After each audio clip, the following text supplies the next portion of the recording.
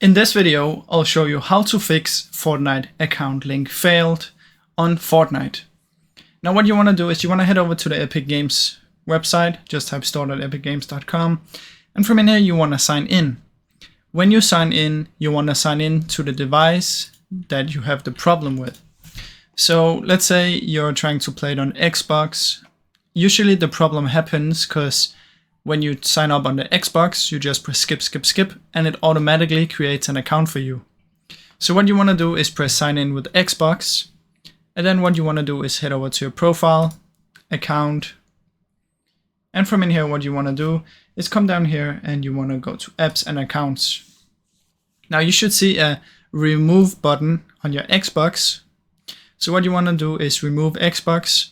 And then what you want to do is come back here, log out. So go here, log out of your account, and then you want to log into the new account.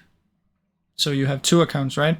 You want to log into the new account, and then you want to connect the real one to that one. So let me explain it shortly how it works. When you sign up on PlayStation or Xbox or something, it's going to automatically create an account for you. Now, if you automatically create an account and you also want to do it somewhere else, you'll have two accounts because the Xbox creates one for itself, and when you make one yourself, you also make one, so you have two.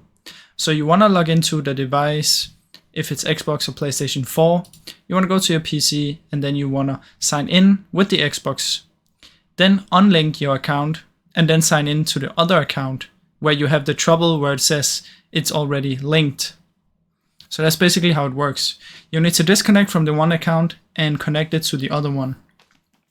Now that's how you can fix it, guys. I really hope you enjoyed this video. If you did, please leave a like and subscribe, as it helps me out a ton. Thank you so much for watching.